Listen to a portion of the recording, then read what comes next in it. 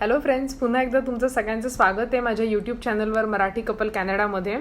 तर आज मी तुमच्याशी काही इन्फॉर्मेशन शेअर करणार आहे related to higher education in Canada.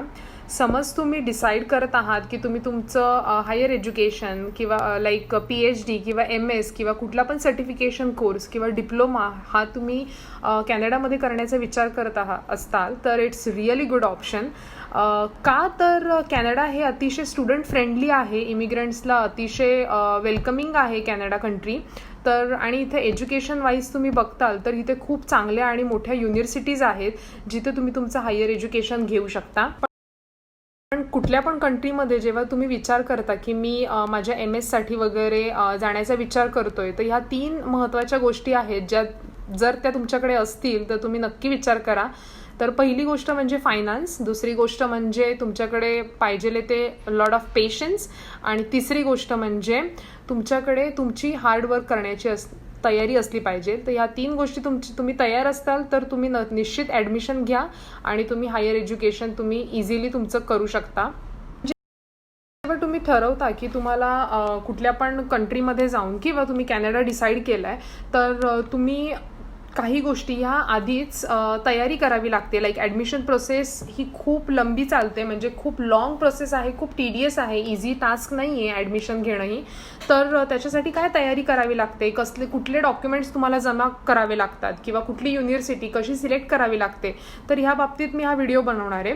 तर पहिली गोष्ट येते म्हणजे तुमचं लिव्हिंग कॉस्ट, लाईक तुमचं फायनान्सेस तुम्हाला खूप जमवाजमव करावे लागते, सगळे डॉक्युमेंट्स तुम्हाला क्लिअर ठेवावे लागतात त्या बाबतीतले. नंतर तुमचा टास्क येतो तो एलिजिबिलिटी क्रायटेरियाचा. तर त्याच्यामध्ये तुम्ही पहिली गोष्ट म्हणजे इथे कुठल्या पण युनिव्हर्सिटीमध्ये जेव्हा तुम्ही MS साठी अप्लाय करता तेव्हा ते तुम्हाला 4 इयर्सची डिग्री तुमच्याकडे असणं आवश्यक आहे. पण काही युनिव्हर्सिटीमध्ये 3 इयर्स डिग्रीसुद्धा ॲक्सेप्ट केली जाते. तो हे जे मी तुम्हाला सांगते हे अतिशय लाईक जनरल इन्फॉर्मेशन देते आहे. इट्स नॉट लाईक पर्टिक्युलरली कुठल्या पण एखाद्या युनिव्हर्सिटीला धरून मी सांगत नाही आहे, तर इन जनरल इन्फॉर्मेशन सांगते. तर पहिली गोष्ट येते ती एलिजिबिलिटी क्रायटेरियाची. तर त्याच्यामध्ये मी सांगितल्याप्रमाणे आता तुम्हाला 4 वर्षाची तुमची डिग्री म्हणजे आपल्या इथलं ग्रॅज्युएशन किंवा 3 वर्षाची काही युनिव्हर्सिटीजमध्ये 3 वर्षाची डिग्री ही ॲक्सेप्ट केली जाते. तर ही झाली तुमची पहिली कंडिशन. तर नेक्स्ट कंडिशन आहे ती तुमच्या मार्क्सची, लाईक पर्सेंटेज. तर तुमचं जे काही थ्रू आउट एज्युकेशन आहे, like from 10th standard till your graduation, तुम्हाला थ्रू आउट 70-75% वरती तुम्हाला मार्क्स हवेत किंवा 70-75च्या रेंजमध्ये किंवा त्याच्या अँड अबाव एवढे मार्क्स तुम्हाला लागतात ॲप्लिकेशनसाठी. तर ही एक सेकंड इम्पॉर्टंट कंडिशन आहे. आणि हे समज तुमच्या काही कारणामुळे हे मार्क्स समज तुमचे कमी असतील तर त्याला कव्हरअप करण्यासाठी तुमचा एक्सपिरियन्स कामी येतो. समज तुम्हाला सेम फील्डमध्ये तुम्ही ज्या फील्डमध्ये किंवा तुम्ही ज्या कोर्ससाठी ॲप्लिकेशन करताय त्या फील्डमधला त्याच्याशी रिलेटेड तुमच्याकडे काही 1 किंवा 2 इयर्सचा एक्सपिरियन्स असेल तर तो एक्सपिरियन्स तुमचे हे जे काही कमी मार्क्स आहेत ते कव्हरअप करण्याचं काम करतं. आणि second most important is like तुमच्याकडे कुठलंही लाईक ट्रेनिंग सर्टिफिकेट्स वगैरे असतील तर तुम्ही त्या अटॅच करणं खूप इम्पॉर्टंट आहे या मार्क्स स्कोरसोबत.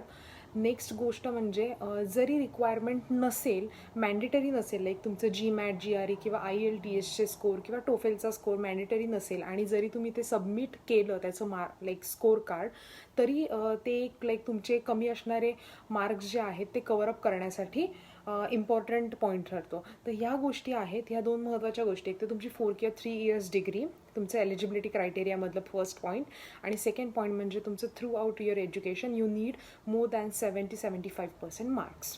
सो हे झालं तुमचं एलिजिबिलिटी क्रायटेरियाचे 2 इम्पॉर्टंट पॉईंट्स. नेक्स्ट एलिजिबिलिटी क्रायटेरियामध्ये पॉईंट येतो ते म्हणजे तुमचे डॉक्युमेंट्स. तर डॉक्युमेंट्स हे रिक्वायरमेंट वेगवेगळी असू शकते, पण इन जनरल डॉक्युमेंट्स कुठले कुठले लागतात ते मी तुम्हाला सांगते. फर्स्ट येतं ट्रान्स्क्रिप्ट्स. तुमची जे काही डिग्री तुम्ही घेतलेली आहे त्या युनिव्हर्सिटीकडून तुम्ही ट्रान्स्क्रिप्ट घेऊन ठेवणं खूप महत्त्वाचं आहे. ट्रान्स्क्रिप्ट मिळण्याची पण टाईमलाईन वेगवेगळी असू शकते. तर जसं तुमचं डिग्री कंप्लीट होईल तसे तुम्ही लगेचच्या लगेच ट्रान्स्क्रिप्ट्स तुमच्या घेऊन ठेवा. नेक्स्ट आहे SOP म्हणजे स्टेटमेंट ऑफ पर्पज. तर हे तुम्हाला ॲक्च्युली रिप्रेझेंट करणारे इन फ्रंट ऑफ ॲडमिनिस्ट्रेशन पर्सनच्या समोर. तर जेव्हा तुम्ही युनिव्हर्सिटीमध्ये अप्लाय करता तेव्हा ॲज अ तो थर्ड पर्सन तुम्हाला ओळखत नाही आहे, ॲज अ इंटरनॅशनल स्टुडंट आहात तुम्ही त्याच्यासाठी, राईट. असे त्याच्याकडे हजारो ॲप्लिकेशन्स आलेले आहेत. तर तुमचा SOP हा अतिशय इम्प्रेसिव्ह असला पाहिजे. तो तुम्हाला पूर्ण तुमचा इंटरेस्ट काय आहे, तुमचं बॅकग्राऊंड काय आहे, तुम्ही का कोर्ससाठी ॲडमिशन घेताय, हे सगळं त्याच्यामध्ये SOPमध्ये येतं. तर तुमचं स्टेटमेंट ऑफ पर्पज हे लेटरवर तुम्ही काम करून ते रेडी ठेवलं पाहिजे. नेक्स्ट येतं LOR म्हणजे लेटर ऑफ रेकमेंडेशन. तर लेटर ऑफ रेकमेंडेशन जसं मी सांगितल्याप्रमाणे तुमच्याकडे समज वर्क एक्सपिरियन्स असेल किंवा तुम्ही कुठलं इंटर्नशिप केलेली असेल किंवा तुम्ही अगदी कुठले छोटे मोठे ट्रेनिंग घेतलेलं असेल, तर तिथले जे काही मॅनेजर असतील, सुपरवायझर असतील किंवा इवन तुमचे प्रोफेसर असतील, तर त्यांच्याकडून तुम्ही LOR म्हणजे लेटर ऑफ रेकमेंडेशन ते तुम्ही घेऊन ठेवलं पाहिजे. नेक्स्ट तुमचं येतं की तुमची GRE, GMAT किंवा IELTS किंवा TOEFL ही रिक्वायर्ड असेल तुमच्या पर्टिक्युलर कोर्ससाठी किंवा मॅन्डेटरी डॉक्युमेंट असेल तुमच्या युनिव्हर्सिटीमध्ये ॲप्लिकेशनसाठी, तर तुम्हाला त्यांचं स्कोर कार्ड हे रेडी पाहिजे. जेव्हा तुम्ही ॲप्लिकेशन सुरुवात करणार आहे त्याच्या आधी तुम्ही एक्झाम डेट घेऊन, एक्झाम देऊन त्याचं स्कोर कार्ड तुमच्या हातात पाहिजे. तर हे काही डॉक्युमेंट्स आहेत, हे खूप इम्पॉर्टंट आहेत. अजूनही म्हणजे युनिव्हर्सिटी टू युनिव्हर्सिटी काय रिक्वायरमेंट असेल, काय त्या कोर्सनुसार ते तुम्हाला आणखीन काय डॉक्युमेंट्स मागतील, हे तर वेगळीच गोष्ट झाली. पण हे जे इन जनरल डॉक्युमेंट्स आहेत हे सगळे तुमचे तयार पाहिजे बिफोर ॲडमिशन. रिसर्च बॅकग्राऊंड असेल तर रिसर्च बॅकग्राऊंडमध्ये तुमचं काही रिसर्च आर्टिकल असेल, रिव्ह्यू पेपर असतील किंवा रिसर्च पेपर असतील किंवा कुठले बुक चॅप्टर तुम्ही लिहिलेले असतील किंवा काही पण तुमचं जे काही रिसर्चशी रिलेटेड जे काही पेपर वर्क असेल ते असेल, तर ते डॉक्युमेंट्स सुद्धा तुमचे रेडी असले पाहिजे. कारण की तो तुमचा एक ॲडेड पॉईंट राहतो जेव्हा तुम्ही रिसर्च फील्डमध्ये असाल, तर हे गोष्टी खूप लाईक प्लस पॉईंट होऊन जातो तुमच्यासाठी. तर ह्या गोष्टी सगळ्या डॉक्युमेंट्समध्ये येतात.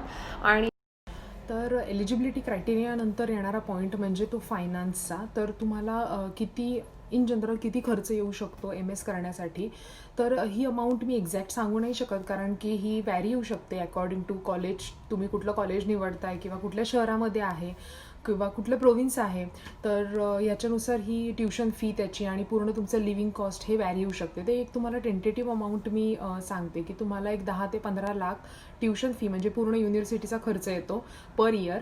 आणि 5 ते 6 लाख हे तुम्हाला लिव्हिंग एक्सपेन्स म्हणजे तुमचं रेंट असेल, तुमचा ट्रान्सपोर्टेशनचा खर्च असेल किंवा बाकीचा इन जनरल काही खाण्यापिण्यावर होणारा खर्च असेल, तर तुम्हाला एक 5 ते 6 लाख दर वर्षाला येऊ शकतो. तर टोटल तुम्ही बघितलं तर तुम्हाला एक 20 ते 22 लाखापर्यंत खर्च येऊन जातो MS करण्यासाठी कॅनडामध्ये. तर ही अमाऊंट अतिशय व्हॅरी होऊ शकते जसं मी सांगितल्याप्रमाणे. तर ही एक इन जनरल व्हॅल्यू मी तुम्हाला सांगितली की एवढा खर्च तुम्हाला येऊ शकतो. या फायनान्सच्या टॉपिकवरनं मला आणखीन एक गोष्ट तुमच्याशी शेअर करावीशी वाटते, ती म्हणजे तुम्ही स्टुडंट विजावर इथे कामही करू शकता. लिगली तुम्ही 20 तास पर वीक म्हणजे 20 आवर्स पर वीक तुम्ही इथे लिगली काम करू शकता. ते तुम्हाला बेसिक पेवर ठेवतात पहिल्यांदा सुरुवातीला, आणि कारण तुमच्याकडे एक्सपिरियन्स नसतो, कारण की that is called as survival job basically. तर तुम्ही जे काही म्हणजे पार्ट टाईम जॉब घेऊ शकता, कॉन्ट्रॅक्टचे जॉब, कॉन्ट्रॅक्ट बेसिसचे जॉब असतात किंवा अगदी लाईक समर जॉब्स इथे निघतात.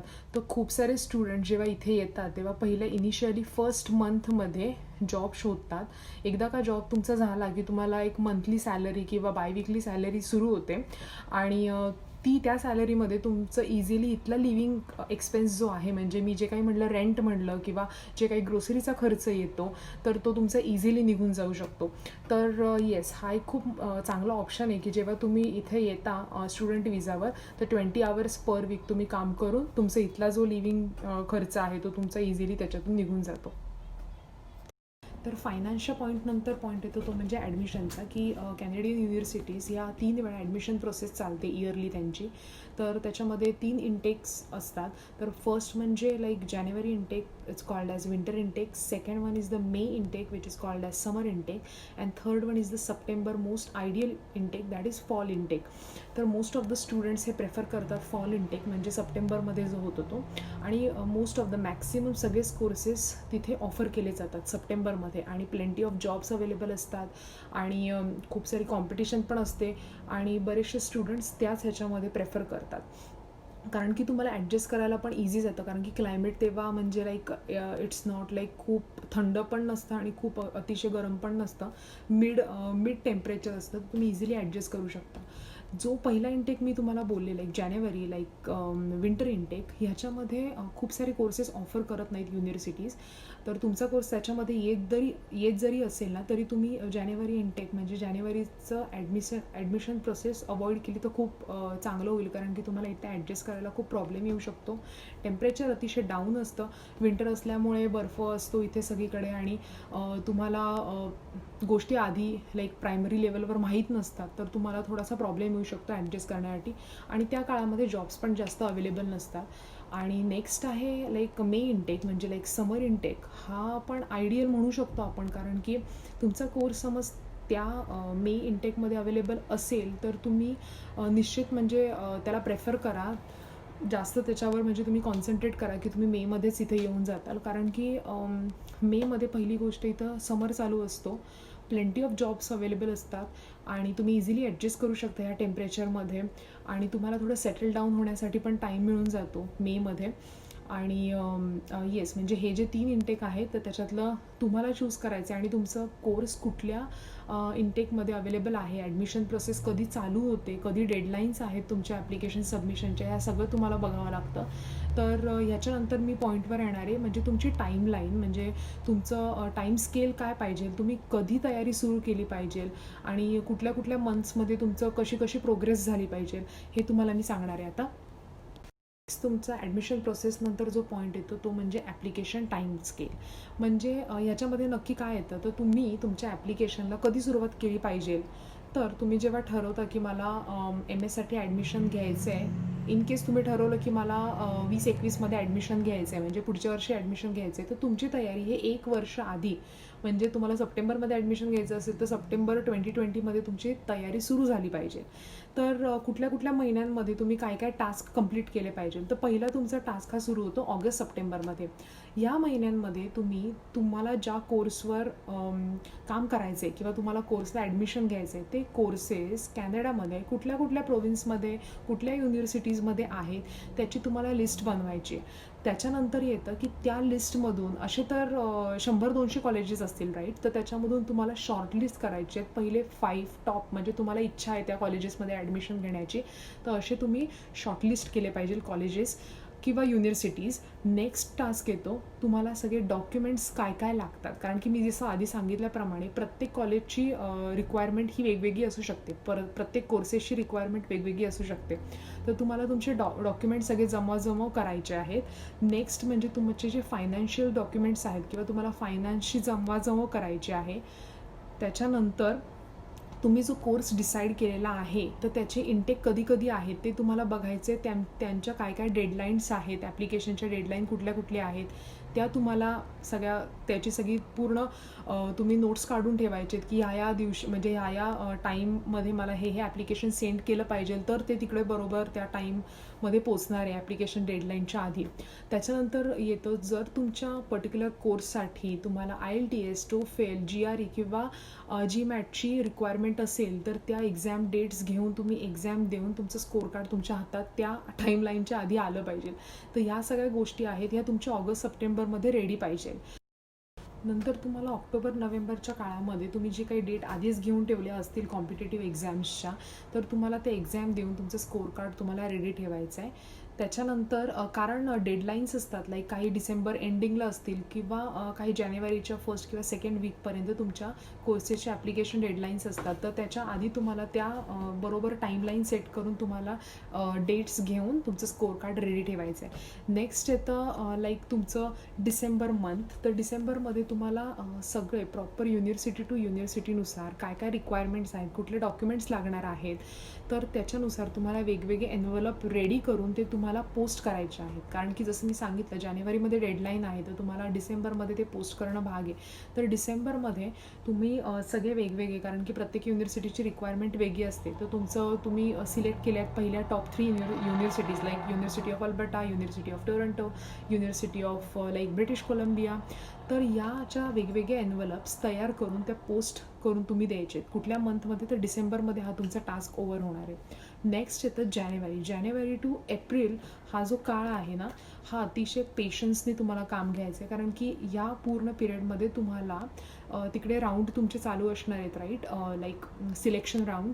तर त्याच्यामध्ये तुमचे ॲप्लिकेशन तिकडे एकदा का सेंड झाले की त्यांचा फर्स्ट राऊंड ओव्हर झाल्यानंतर एक फर्स्ट किंवा सेकंड वीक ऑफ एप्रिलपर्यंत तुम्हाला रिझल्ट करून जातो, म्हणजे इन्व्हिटेशन तुम्हाला येऊन जातं की इन्व्हिटेशन टू अप्लाय, म्हणजे लाईक तुम्ही अप्लाय करू शकता या कोर्सेससाठी किंवा तुम्ही ॲडमिशन घेऊ शकता. आता तुम्ही जे काय पहिले लाईक 4 किंवा 5 युनिव्हर्सिटी फिक्स केलेल्या आहेत, तर सगळ्यांचे रिझल्ट्स एकाच दिवशी लागतील असं नाही आहे. तर काही युनिव्हर्सिटीचे रिझल्ट्स तुम्हाला फर्स्ट वीक ऑफ एप्रिलमध्ये लागेल, काही युनिव्हर्सिटीचे रिझल्ट्स यायला सेकंड किंवा थर्ड वीक लागेल. तर त्याच्यानुसार जे आणि बेसिकली तुम्ही तुमच्या या युनिव्हर्सिटीचं फर्स्ट तुमचा रिझल्ट लागून गेला की तुम्हाला ॲडमिशन मिळणार आहे, तर तुम्हाला सीट तुमचं फ्रीज करण्यासाठी काही एक स्पेसिफिक अमाऊंट भरून तुम्हाला ती सीट पण फ्रीज करून ठेवावी लागते. पण जरी तुम्हाला वेट करायचं असेल बाकीच्या युनिव्हर्सिटीच्या रिझल्टसाठी, तर ह्याची ॲप्लिकेशन डेडलाईन मे बी निघून गेलेली असेल, म्हणजे लाईक ॲडमिशन प्रोसेस ही निघून गेलेली असेल, तर तुम्हाला like for safer side lumpsum amount भरून तुम्ही एक सीट फ्रीज करून ठेवू शकता. But still you can wait for like second result, right, like दुसऱ्या युनिव्हर्सिटीसाठी तुम्ही वेट करू शकता. तर हा काळ झाला लाईक 4 months, जानेवारी टू एप्रिल. त्याच्यामध्ये you need a lot of patience, कारण की कधी रिझल्ट आपलं ॲडमिशन होईल की नाही किंवा कधी रिझल्ट लागणार यांनी पूर्ण म्हणजे लाईक तुमचे पेशन्स टेस्ट होतात तिथे. आणि नेक्स्ट आहे ते तुमचं एकदा का ॲप्लिकेशन तुमचं झालं, तुमचं सगळं ॲडमिशन प्रोसेस झाली, तुम्ही सीट फ्रीज केल्यानंतर तुमचं पर्टिक्युलर त्याच्यानंतर टाईम पिरियड येतो लाईक जुलैमध्ये तुमचं विजा प्रोसेसिंगचा. तर विजा प्रोसेसिंग हा नेक्स्ट लेवल टास्क आहे, म्हणजे लाईक एक तर मी जसं बोललं की Canada it's like not too difficult to apply for visa, कारण की खूप स्टुडंट फ्रेंडली आहे, तर तुम्हाला इझिली विजा मिळू शकतो. तर इथे खूप असे काही ओळखीचे आहेत स्टुडंट्स की ज्यांचा विजा लाईक प्रोसेस हार्डली 1 वीकमध्ये होतो आणि काहींचा विजा येण्यासाठी 2 ते 3 महिनेसुद्धा निघून जातात. सो इट्स टोटली डिपेंड की तुम्हाला विजा येण्यासाठी किती वेळ लागू शकतो. आणि एकदा तुमचा विजाचा टास्क झाला, तुमचा विजा आला की you are ready to fly for like your new life. Okay, so हे सगळी ही जी एक टाईमलाईन आहे ही अशी चालते. म्हणजे तुम्हाला ॲडमिशन घ्यायचं असेल तर तुम्हाला एक वर्षापूर्वीपासून त्याची तयारी करावी लागते. खूप सारे डॉक्युमेंट्स असतात. ही प्रोसेस खूप इझी नाही आहे, व्हेरी टीडियस प्रोसेस आणि खूप लाँग प्रोसेस आहे. पण एकदा तुम्ही ॲडमिशन घेतलं की बँग ऑन, लाईक तुम्ही म्हणजे इथे ॲडमिशन घेतलं आहे, तुम्ही MSc डिग्री तुम्हाला इथून मिळणार आहे, त्याच्यासारखा दुसरा आनंद नाही आहे. तर लाईक तर म्हणजे ही पूर्ण प्रोसेस अशी चालते. तर मी एक ही इन जनरल तुम्हाला प्रोसेस तुमच्याबरोबर शेअर केली की असं ॲडमिशन प्रोसेस इथे चालते. मी कुठल्या स्पेसिफिक फील्डबद्दल किंवा स्पेसिफिक सब्जेक्टबद्दल मी सांगितलेलं नाही आहे. जर तुम्हाला आणखी इन्फॉर्मेशन हवी असेल तर प्लीज मला कमेंटमध्ये लिहा. मी त्याच्यावर आणखीन काम करून मी नेक्स्ट व्हिडिओमध्ये जरा डिटेल त्याच्याबद्दल थोडी चौकशी करून किंवा माझे जे काही इथे फ्रेंड्स आहेत त्यांच्याशी थोडं बोलून मी नक्की तुम्हाला इन्फॉर्मेशन तुमच्यासोबत शेअर करेल. आणि thanks for watching my video. Like, share and subscribe my video. And second thing, तुम्हाला काही आणखीन बाकीचे कुठलेही क्वेश्चन्स असतील तर प्लीज मला कमेंट बॉक्समध्ये लिहा. मी लवकरात लवकर त्याचा व्हिडिओ टाकण्याचा प्रयत्न करेन. So once again thanks for watching and take care. Bye bye.